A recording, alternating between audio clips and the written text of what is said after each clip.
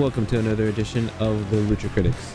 On this edition, we're going to be walking down memory lane, thinking about the greatest heel turns of all time, the most memorable ones of all time, I should say. But before we get into it, let me introduce the panel. Say what's up, Josh. Hey, everybody. Hell yeah. We also got Warren. Say what's up, Warren. No. Hell yeah. And like I said, we are running down and talking about the most memorable heel turn. But before we get into it, let's look at the shows. Let's look at the news of the week. Now, nothing really happened in AEW, so we're going to go ahead and stick to WWE stuff. But before we do that, let me go ahead and do this. Oh, word from our sponsors. let me do this. Bam. There you go.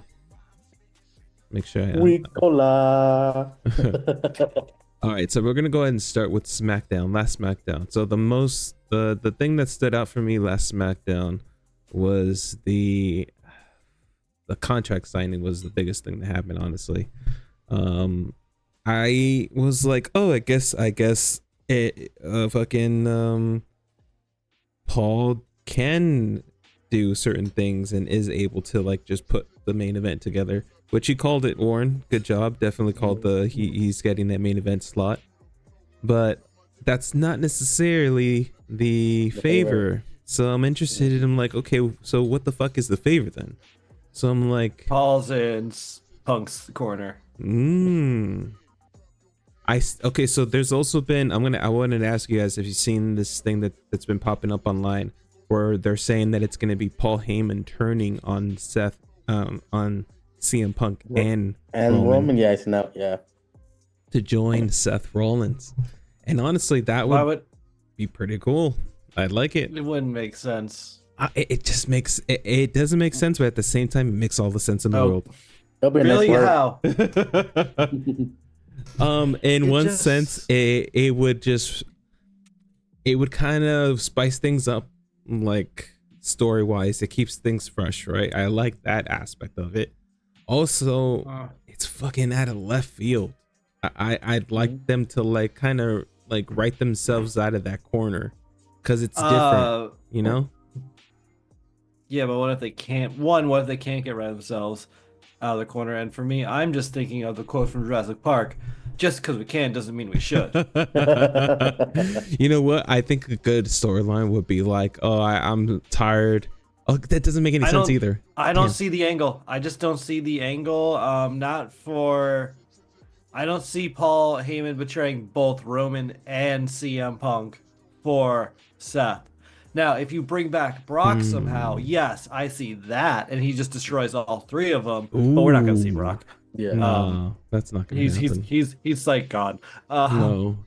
Oh, speaking of Brock and the people who should not be named, Vince, rumor is that he's starting a new federation.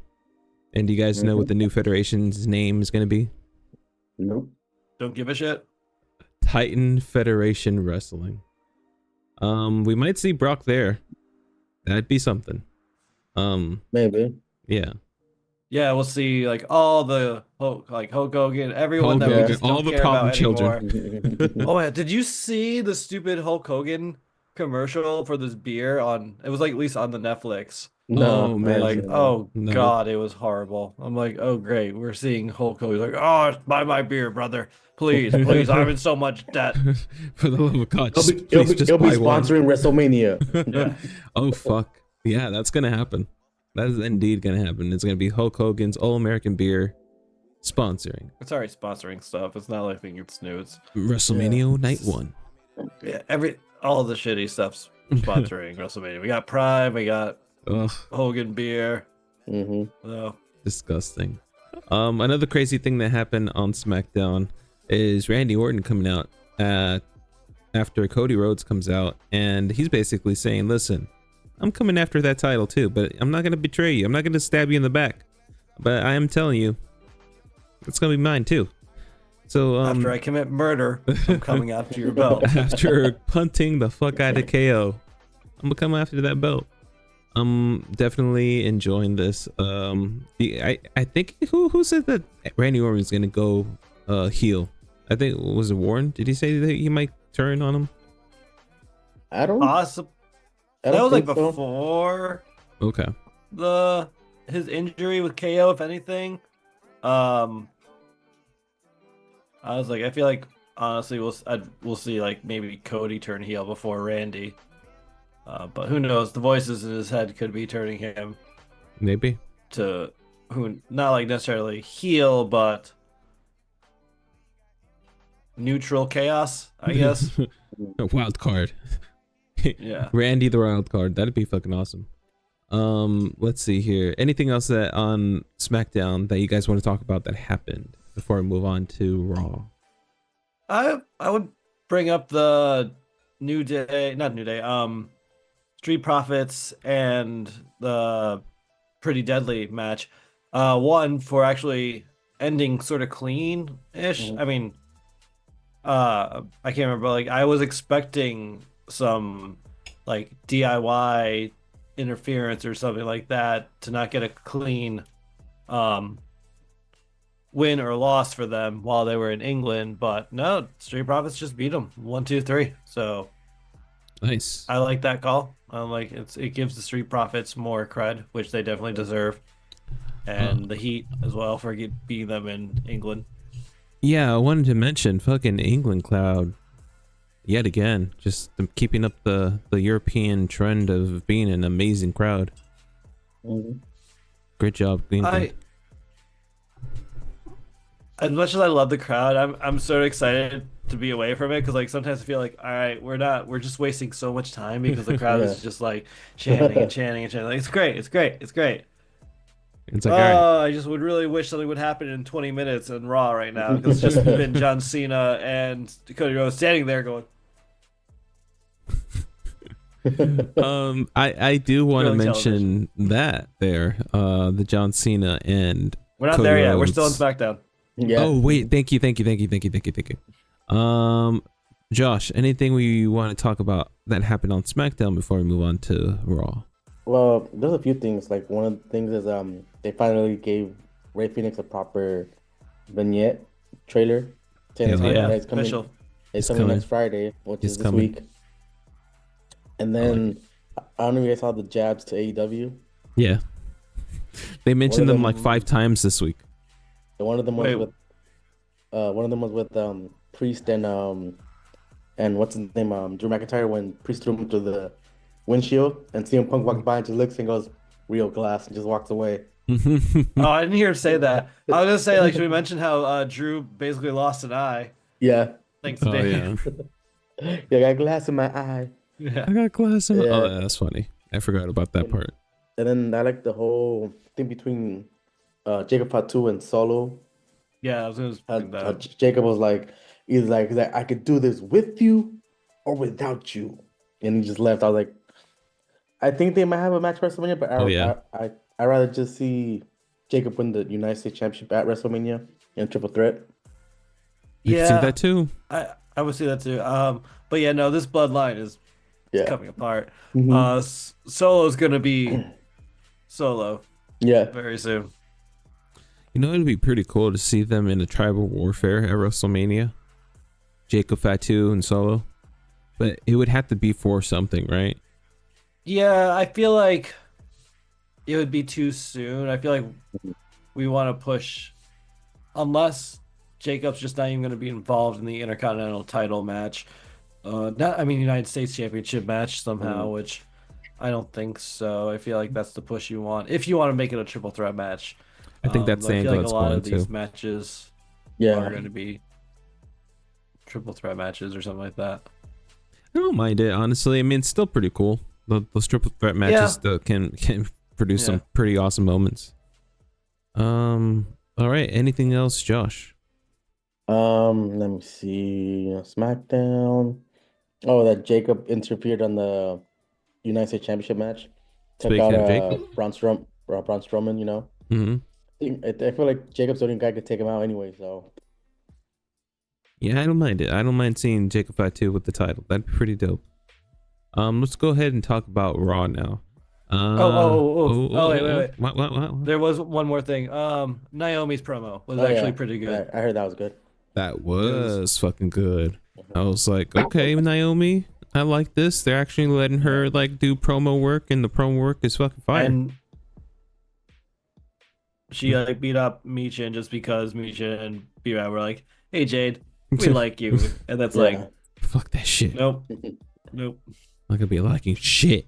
But Oh man. Alrighty. So crazy things happened on Raw. Starting things off with Cody and Cena yet again opening up in a heated discussion.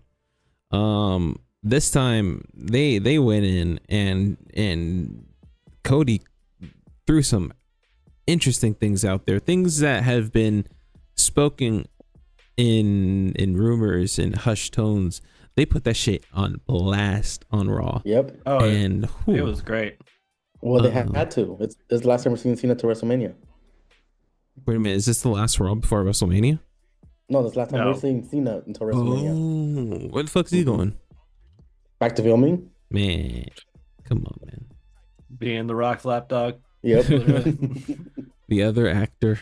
Listen, do we want Peacemaker season 2 or not? All right. I mean, that's a good point. That's a fair point. I've been seeing people saying that he should come out to his theme song of Peacemaker and do the dance as a heel move. You know, if he comes out in the Peacemaker gear, I'd be cool with that. Yeah, at WrestleMania. I think that would be better to do if he does it the next night on Raw as champion. Yeah. You know what? If he comes out, he's very serious right now. That would just ruin the different type of heel. But as a celebration, as a little dance, I won. I beat Cody Rhodes. Yeah. Rock's in his Black Adam. Yeah. Yeah. How would you guys feel if you came out in a Homelander costume? Who, Cody? So Cody Rhodes or John Cena? Be weird. It'd be kind of weird. Yeah. Yeah, Which says it he's fits like more he doesn't Cody. need to cosplay to Cody. Yeah. And then he cosplays at WrestleMania. That's a good point. I think I kind of just thought of it. I'm like, hey, that would be pretty cool. But no, yeah, that makes sense. Yeah, and it's most likely gonna be Cody once he goes heel. But yeah, fucking Cody finally getting in a move on John Cena and getting in a crossroads on him at the end of their discussion there. He basically said he's like, oh, you buried talent in the back. And he's like, damn right, I buried mediocrity, motherfucker. That's right. I stepped on those motherfuckers. Damn. Anything else crazy that he said in the promo? I'm trying to remember exactly what he said, but I can't exactly remember. But I remember that exactly. That was something that stood out for me. I was like, oh shit, he actually said it. He said the thing. Josh, what? I was gonna say that he said that he makes billionaires empires and you just waste their kids' money. God damn. Which was another jab to AEW. Was another jab to AEW. Though I think Cody really had a good line of, well, at least throughout my career, no one's ever said you can't wrestle while I was. And everybody started chanting, "You can't wrestle." Yeah, like on cue. Like, even John Cena was like, "Oh." Though I feel like both of them almost broke a couple of times. Yeah, like during because they're like proud of you. Like that was a good line. Good job on you. But no, it was. Are you still bored with this John Cena heel turn?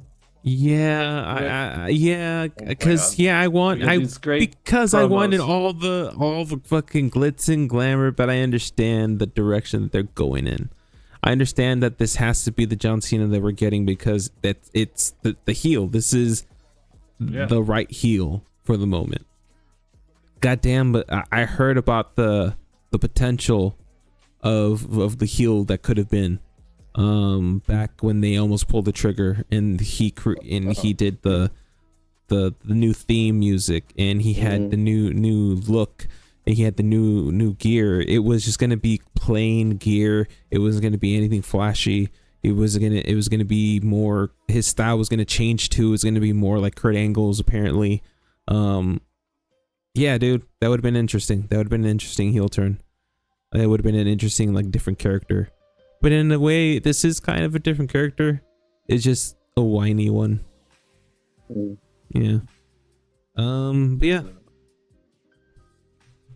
Let's I'll see. say another Raw thing that I think we should talk about, which I think is a good mix of another good heel turn, is New Day match against New Catch Republic. What's his name's back? Tyler something. Yeah, Tyler Bates. Dunn or Yeah, Tyler. Bate. No, is it Bates? Yeah.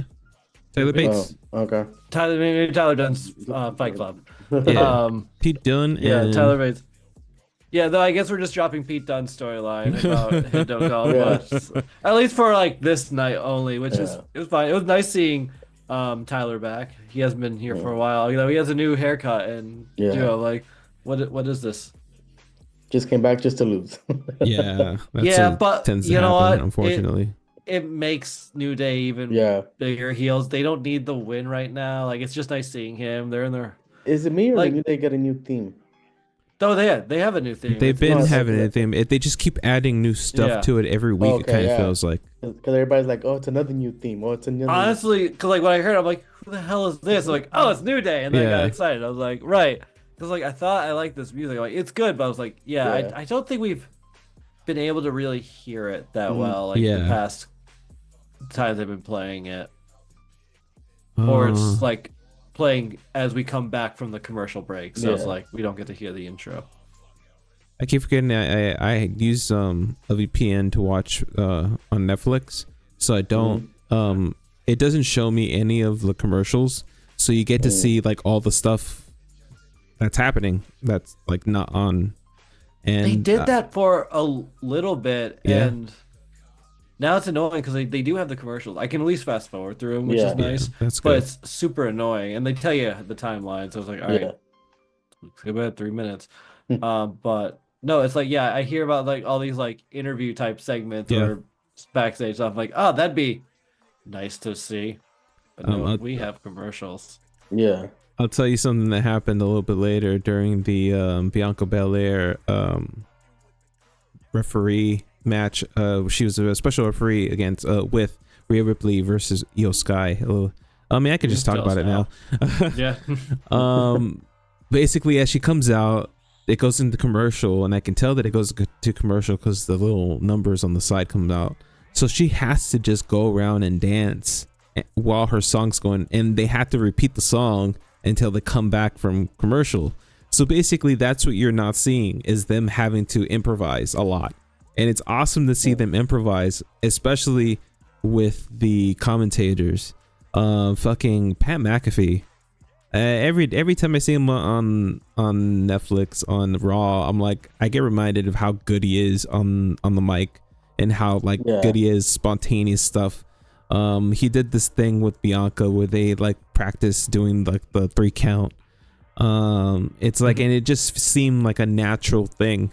That's why I'm like, okay, this guy's, I could see him in the Hall of Fame one day. Just as one of the commentators. But yeah, it was just pretty interesting to see them like just having to improvise stuff like that on the fly. Having them to like engage with fans too during that time is pretty cool. But yeah, speaking of that match, that basically set up the triple threat. That didn't, I can't remember if it ended in a disqualification or a no contest. Most likely it was a no contest. That was a double DQ. Double DQ, right. Bianca was like, I had enough. He's like, fuck both of you. Both of you hit me. You both out. How dare you hit me? I don't know how to referee. But great match, by the way. Like they, Rhea has still not beaten Io Sky. She could have. She could have. She could have. Count for 10. It was a 10 count, but you know, she ended up. Was outside the ring. Yeah, that would have been interesting. I'm glad they're not doing the hot potato bullshit though. Yeah. It wouldn't make sense. I was gonna say, if we want to talk about commentators, Michael Cole was really passionate about when Jimmy Uso died in the ring. Thanks to Gunther. Oh yeah. Let's go ahead and talk about that. Gunther versus Jimmy Uso. Interesting match right there. Jay let his brother have this match and he didn't interfere, and goddamn, Gunther put him through the ringer at the end there. He didn't get bloody until like Jay came out, and came back from commercial break and they're like, yeah, they're still bringing him out, and then Gunther came back and just zip tied Jay. You know, it felt like Jay didn't necessarily knew what to do, and like he was just kind of standing there. I mean, what can you really do? But yeah, I mean, he was trying to get out of the zip tie at some point, but you can't. I have a feeling he could have, like, if he really wanted to. That's why I'm like, he was like, oh, you know what? I can't necessarily do this for real, because then I'll definitely break out of this. I like the angle that they went in though, because you don't necessarily see bloody WWE, and when you do, it's pretty impactful. That made sense for the storyline, and I guess that goes back to one of the things I heard in it during an interview, when they were talking to Triple H, where he was like, "I'm not opposed to using blood. I just wanted to make sense." This is a good example. Oh yeah. But yeah, anything else you guys want to talk about this matchup here? It brought life to the whole storyline between Jay and Gunther. True. To me, it gave more life to it, because it gives more meaning now that Jay has to avenge Jimmy and win the belt. I was like, I guess Jimmy doesn't have any WrestleMania matches. That's how they take him out. Yeah, he'll under the battle. He'll probably he'll probably come out to help him out. I want to say he'll most likely help him win the title. I don't know. I sort of want to see Jay win it on his own. A clean win. I don't want to see. Yeah. Well, that's fair. All right. Anything else we want to talk about Raw before we move on? Logan Paul's new move. Oh yeah, I saw that new move last week. What was it? He's still. Go ahead. It's like it's almost like it looks like he's gonna do like a F5. Almost like F5, but he reverses it and he drops on your face. Mm-hmm. AJ Styles kind of sold that like really, really good. I was like, oh, nice. Yeah, they're doing a match at WrestleMania. Yeah, they're not already yet. It's a show. Yeah. And then you could say Penta lost his first match. It was a tag team, but it wasn't singles. So singles he's still undefeated, but in the tag match he lost already. So yeah. And then it makes sense for the story. We'll probably get a 4-way between them, because backstage that whole segment. Backstage tomfoolery. Yeah. I'm ready. I'm ready for fucking Dom to have the Intercontinental title.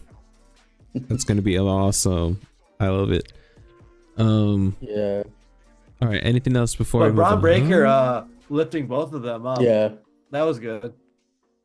For a little bit. Like they were like up in the air for a while too, and you just had them balanced. I feel like Dom was falling over a little bit. So. Fucking Braun Breaker, man, beast. Yeah. Real quick, taking a visit to NXT. Crazy things that happened tonight. Ricky Saints becoming a WWE champion, winning the North American title. Hell yeah, dude! Ron Burgundy against Ron Burgundy. Ron Burgundy. The way you said becoming a champion, I'm like, I'm Ron Burgundy. Also, a champion loses her title. Stephanie Valkyria has to relinquish the North American title because. Go ahead, Josh. No, I was gonna say it's not that she lost; she has to drop it because I guess she can defend both of them. Mm-hmm. But it opens up a way because I guess if you notice, they kind of killed the whole Roxanne and Bailey storyline. So now Roxanne's gonna go up for that belt now. Yeah, I noticed. Oh, that's true. Anymore, because. This has nothing to do with the podcast, but I just found out some really, really sad news. Val Kilmer. Yep. What happened? Val Kilmer died. Val Kilmer died? Oh man. Yeah. R.I.P. to the god. He passed away from pneumonia. Yeah, I heard he was going through a couple of he's been over the few years with different medical issues. Oh man, RP. Yep. Yeah. Let me see what else happens here. I see there's a women's North American Championship ladder match that's going to happen on Stand and Deliver. And Zaria and Kaylani Jordan have qualified to compete in that to get that title. That's going to be pretty good. And also the whole theory about Trick Williams, you know, it might still be there. Be there. But Dark State ended up coming in after the promo he did with, I want to say, Oba, and ended up attacking Trick Williams. So who knows? It might be like a whole distraction thing, but it might not be. It might just be that Dark State just works on with themselves. But yeah. What else happened here? And then at the end, after Ricky Saints wins the belt, Ethan Page attacks him. Oh. And the whole crowd started saying, Tony fumbled. Tony fumbled, yeah. Yeah. I mean, yeah. And the fact that he only held, let me think. Yeah, he held the TNT no. He didn't held. He didn't win it, no? Oh, he only held the FTW. And a tag team with Big Bill, I think. Thank you. Wow, fucking Tony fumbled. Sorry, what's the FTW? It just sounds like, again, it just sounds like a made up belt. It basically was. It was Taz's belt that he created in ECW. What his creator wrestler profile? Yeah. This is my belt. Yeah. It was basically like his own version of the hardcore belt. So yeah, it's always every match is a hardcore belt, no matter what. Yeah, essentially it was their hardcore belt. For a long time it was their hardcore belt. They just didn't call it that. But well, yeah, because then they get sued. Yeah. Let's go ahead and talk about the main theme of the podcast episode. It is greatest heel turns of all time. They're memorable. The really great ones are ones that stick in your mind and you look back at. I'll go ahead and get things started. Let me look at my list here. So I didn't tell you guys mine because I was gonna try to keep it a little bit like secret. But I'm gonna try to stick more to AEW stuff because I know I feel like I watch it more. But the one that stuck out is the I'll choose the day Bryan Danielson joined the BCC and turned on Kenny Omega while he was feuding with the BCC, and it was the start of the Blackpool Combat Club. They're in the height where it was really good before they turned into shit. Honestly, that for me, that's the best. That's the best part of that group when they were that group. When specifically when William Regal was the manager. That one was the best group in AEW that they've had.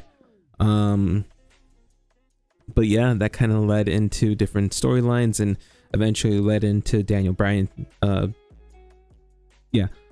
Danielson capturing the AEW championship before retiring.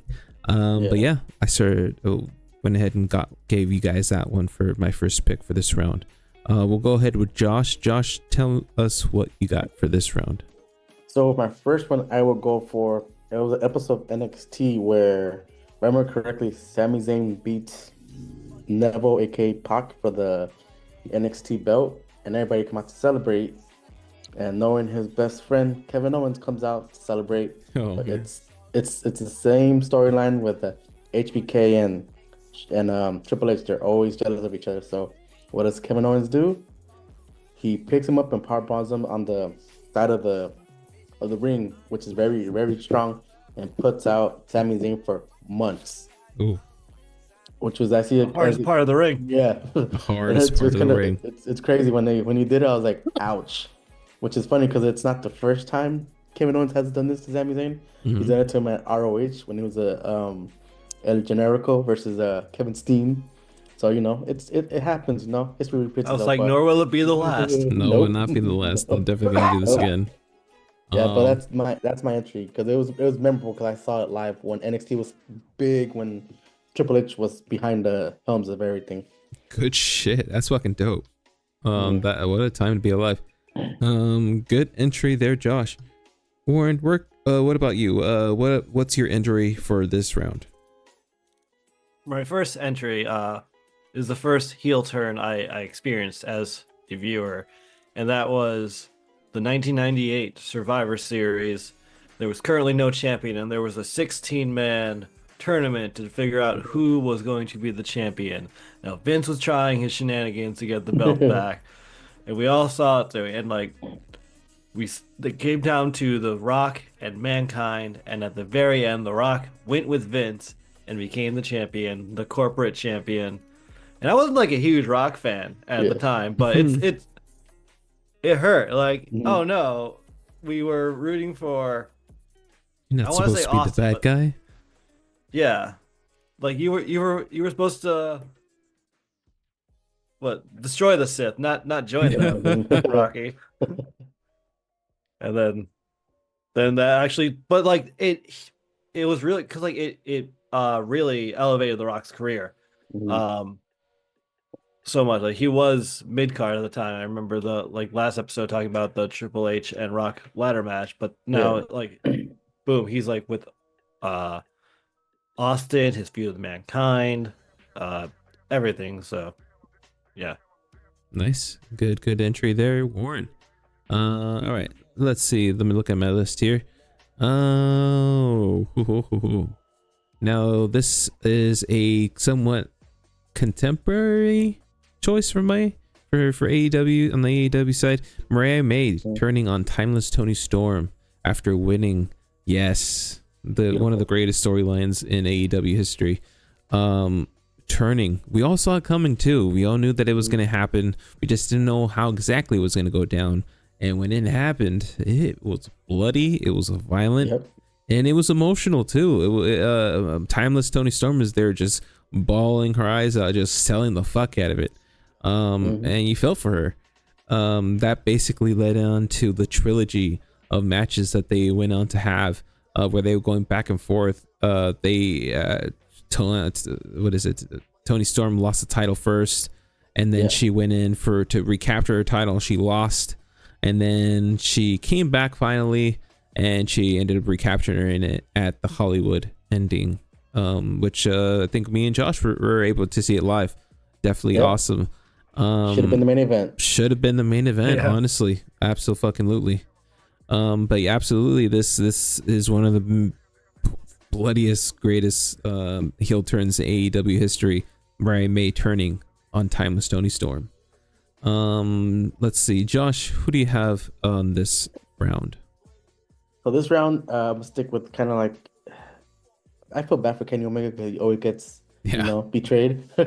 So this one is when Cody Rhodes kicks Kenny Omega out of the Bullet Club. Oh, good choice. It was a New Japan. I think, if I remember correctly, Kenny had just lost the belt, and I guess Cody Rhodes trying to be like the friend, bringing down the ropes for him. When he tries to go out, grabs him. Crossroads, boom, and all of Bullet Club just jumps him right there. I was like, poor Kenny. Can never get it, Can never get it that. Oh my god. They killed Kenny. They killed Kenny. You bastards. No, definitely a memorable Bullet Club history moment. Absolutely too. Definitely good entry there. Warren, what's your next entry for this round? All right. I went from my first heel turn to my heel turn that I personally felt betrayed the most, and that was when X-Pac and Tori betrayed Kane and just destroyed that. It was a great tag team. Yeah. It was a very odd couple. You had Kane saying "suck it" with the little voice commander. It was classic television. Oh, I forgot about that. Tori was like into Kane too. She was like in red, and then they joined DX a little bit, and then they betrayed him, and then they unleashed the monster. Mhm. But it was hard because like at that time, like Xbox was like my favorite wrestler, Yeah. and then him turning heel. I'm like, well, I want to cheer for him, but he's a bad guy, and I don't like this. Just say you're sorry. Why'd you do it, Xbox? You had a good thing going. Kane would just beat up everyone, and you just take the credit. Yep. Rockbuster. Yeah. So this was the first Odd Couple tag team that he was in, right? Yes. Yeah. No, yeah, he's been in a couple of fucking awesome ones. Mhm. I mean, it works. Yeah, like Yeah. there's Daniel Bryan. Yeah. RVD. RVD was a good one. It was he with Mankind for a bit? I want to say he was, but for some reason I remember him with R-Truth, but I think that was a backstage segment. And I know. are we doing Kane with the mask or Kane without the mask type of Mhm. deal? But I'd with the say math, both. I know he did a backstage tag team thing with The Rock and Hogan. That was a funny segment. Oh you guys yeah, I you remember saw that. Yeah. That was pretty funny. He cuts off The Rock and Hogan. And he Yeah. goes, "What you gonna do, brother, when Hulkamania, The Rock, and Kane-mania take over tonight, Monday Night Raw?" I was just laughing because The Rock and Hogan couldn't contain themselves. They wanted to laugh so bad, but they couldn't. He calls them the Canaanites. Yeah. That should have been a thing. Should it? That should have been a thing. All right. Good entry there, Warren. Let's go ahead and keep it going. For this round here, I think this might be the last round here. What should I choose? Oh yeah, that one hurt. All right. So the last AEW one I'm gonna do is the best friends break up. Trent Beretta turning on both Chucky T and specifically Orange Cassidy after losing. Oh, okay. Oh, yeah. Yeah, I remember that. after losing Yeah. countless feuds, not getting the trios championships, not getting the tag team championships, which was this match that they just got out of. You could see Trent Beretta after every match just kind of just getting sour and more sour, kind of like you could see it, and eventually it happened. He turned. As they were doing the iconic group hug, he goes in and does a running knee to Orange Cassidy, and the whole crowd goes fucking like, whoa, like you couldn't believe it. You could hear it in the crowd. Definitely a memorable breakup because this team was one of the fucking most loved teams. Next to the Acclaimed, I want to say these guys were one of the like face tag teams up there, biggest face tag teams up there. Definitely memorable for me. Josh, what is your last entry? Before I go to my last entry, sticking with AEW, Yeah, there might be one this Sunday, another breakup. Who are you talking about? FTR. FTR, that's right. That's kind of looking like that might be the thing. I kind of like it because it would make sense. Like, what else are they gonna do? They've already had the tag team titles. Yeah, and the Bucks are not there, so they can't feud with the Bucks. So They can't feud with the Bucks, and they can try throwing in Can't another feud with member. anyone else, I guess. Yeah. It just it makes sense. It makes sense. Yeah. I like it. Well, my final entry, I caught the end of the match, and I saw the heel turn coming, and it was really, really drastic, and I felt that pain. It was DIY splitting up Ooh. after they lose the belts. I think it was to the Revival, Yeah. aka FTR, and the other people who were in the match was also AOP. The triple threat match for the belts. They lose. At the end, they show Tommaso Ciampa and Johnny Gargano on the ramp, like holding each other's hands up. And what happens? Tommaso lays waste on Johnny Gargano, like beats him, does a move off the stage into the table to the bottom, literally beats the living crap out of him, which makes Tommaso become a great heel in NXT for the few months he was a heel. Capturing the title as well. Fucking introducing us to the term Goldie. I missed that shit. Like, I hope he gets a title and we get Goldie back. Yeah. I liked when he became Blackheart. Yeah, that was a great Tommaso Ciampa. Yeah. Definitely a great entry there, Josh. Are we not sort of seeing him like that now? Like, this time Johnny just went with the dark side with him instead of going against him. True. Yeah, you're right. Which I am liking. I am liking this new DIY. Yeah. Like, I like them heel. Oh, I know this is totally out of left field, but whatever happened to Candice LeRae and Alexa Bliss? Weren't they supposed to be feuding? I thought we were gonna like build that up. Well, Bliss got taken out of TV for some reason. I don't know why. You still haven't heard like negotiation. No. I have a feeling Really? that I thought yeah. No, I think she signed her contract already, but it's just I guess they don't have anything for her. She was supposed to be feuding with the White Six, but What the fuck? Yeah, because we haven't seen Nia Jax, we haven't seen Candice LeRae. no. Well, the funny thing about Nia Jax, someone asked her where she was like, I'm at catering. Damn. Damn. Yeah. I mean, yeah. What? I mean, the story did get kind of flat after a while.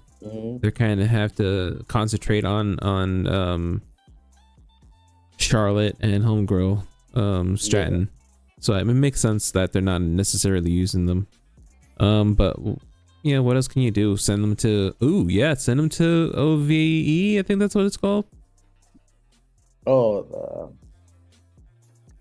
Evolve. Right? Evolve, yeah. Yeah. The new NXT. No one's watching that. Well, Exactly. Whoever has Tubi can watch it, you know. Yeah. I know. Right, that's what's even up. I mean, anyone can get Tubi. It's free. Yeah. Yeah. I don't mind Tubi. It's like, if I'm gonna get ads, might as well be a free service. Yeah. But yeah, let's hear, Warren. What is your last entry for this round? Now, my last entry is a heel turn from perspective only. Now imagine you are the head of the table. You are the leader of the WWE, and it's like the best runs ever. Your family's there. It's Royal Rumble. Your enemy is tied to the ropes, and you tell one of your commanders to finish him off. And what does he do? He hits you with a chair, and you go down. I'm talking about Sami Zayn betraying Roman Reigns at the Royal Rumble to save Kevin Owen. And he also broke Jimmy and Jay. Yep. It was magic. Interesting. Yes. He came from nothing. He was a conspiracy theory. He was having matches with jackass stars. And then they brought him in. I like this. I like this perspective heel turn. Yeah. Oh, interesting. And the cat more to it too. Him and Jimmy were friends, and he made Jay into his best friend because Jay didn't trust him. Even made it better when they, I had goosebumps when I saw that. I was like, also Solo was cinema. there. Yeah. Fucking cinema. God damn, what a time. Yeah, good entry. What a way to end it. Great way to end it. I do have some, what do you call it? Special mentions. Honorable mentions. Thank you. As we all know, Seth joining the Authority, the great betrayal of the Authority, of the Shield, I should say. Yeah. Ruby Soho joining the Outcasts and turning on Britt Baker when she was out there. Let me see here. Shawn Michaels, this is a classic one. Turning on just in general. Yeah. Marty Jannetty with the super kick heard around the world. And then of course the BCC turning on Bryan after losing his title and retiring, and basically becoming the horrible team that we know today as the Death Riders. I have one. Ooh, let's hear it. That's dear to me. The famous thumbs down. Ooh. When they betrayed Randy Orton, Evolution kicked them out. I was like, damn. Evolution kicked out Randy. That's a good one too. Yep. And that's that's a whole team heel turn. I mean, they were already evil, But yeah, that's a different way of a heel turn. It's a heel turn within a heel turn. It's Inception. It's Inception turn. I like it. Man, another honorable Dominic turning on Edge and his dad. Oh yeah. Ooh, that's a Dick good King one. City. That was a good one. Yeah. That led us to the greatest fucking wrestler of all time. Mhm. Absolutely. Also, Stone Cold joining Vince McMahon. Yeah. Yeah. Was that the Bret Hart match? No. That was Bret Hart turning on sort of the fans, like going back to the Hart Foundation with the match that's being inducted into the Hall of Fame. Gotcha. Yeah. Good shit. Any other honorable mentions, heel turns that we were forgetting here? There's a one. WCW one. Yeah. Oh, Whatever. if you know, you know. It is the most historically impactful heel turn of all time. Hulk Hogan giving David Arquette the title. Yeah. I remember True. But Hulk Hogan, a piece of shit that he is, the character. Yeah. Now, let's focus on the character now. Turning heel and forming the NWO definitely has to be mentioned there, and definitely it deserves its spot in history. And it's funny because when he did that, he was small, and when he went to NWO, somehow he became buffed out again. So That roided. So that's what the heel. That's what the dark side does. That's what the dark side does. No, yeah, that's a good point. Yeah, everyone was looking at WWE during that time, so people at WCW was juicing it up, baby. Yeah, then I have one more. Ooh, let's hear it. It happened in ROH. It's when the Bullet Club, the American version of the Bullet Club, kicked out Adam Cole and brought in Marty Scurll into the Bullet Club. That's a good one. And it's crazy because the Young Bucks they kissed Adam Cole in the cheek, and then they turned and they both super kicked him in the face. Yeah. I was like, wow, that was nice. Yeah. No, yeah, that was a good one. That's the same night where they supposedly killed him in being BTE? Being the Elite. Being the Elite, yeah. Yeah. Yeah, that's when he joined the WWE. Yeah. A lot of people are Yeah, I remember he attacked Drew McIntyre that week later. Nice. But yeah, good shit, guys. Great entries. I'm pretty sure we're gonna have there's a part 2 to this podcast episode one of these days. But yeah, let's go ahead and do the outro. Warren, where can they find you on the socials? Made it easy for you this time. Yeah, you can find me on Twitch every Tuesday, Thursday, and Friday. I'm currently playing Tears of the Kingdom. I'm also on YouTube and all under Two Stone Gaming, which I guess is all here, but if you're listening, TUSTEUNDGAMING. Wait, is it? I thought it's just Two Stoned. I don't think gaming's part of it. No, it is. Or at least the one on I this is from your Insta. Oh, don't do Insta. Don't do Insta. I mean, yeah, I was like, I thought I changed it to be simple. It doesn't matter. We don't. That's not an issue right now. If you do the first part, I'm sure you can find the other part. Bam. Yeah. So just Two Stone, there's like an that? underscore. Well, there's an underscore in between U and S. Yeah. U and S. Yeah. Okay, cool. I'm like double checking. Like now I'm doubting myself. I'm like, is it? Well, who am I? Bam. All right. Josh, where can they find you on the socials? Right here at Sith_Josh_818. Hell yeah. You can find the podcast, you can find the show, you can find me on Instagram under NSI Rick. You can find me on, I want to say, YouTube, Kick, and Twitch when I stream. I haven't been streaming. I just don't have the fucking energy for it, but I do want to start doing it again, and hopefully I'll be doing that soon. There's a bunch of games I've been wanting to play again. Even haven't been fucking playing any Fortnite with these guys, so I have to jump back in. Hell yeah. But yeah, be sure to tune into those. There was I don't know if anyone saw the sign, either Smackdown or Raw that said Fortnite put in Roman Reigns. Yes. Like, make Roman Reigns a skin or something like that.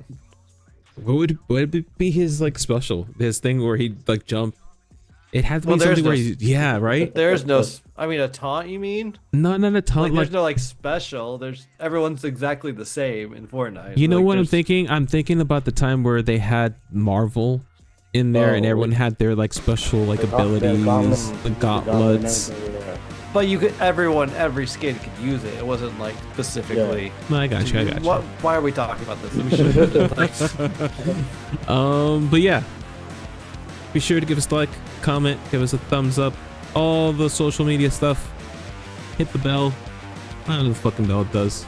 See you guys next time. Bye bye. Goodbye. Bye-bye.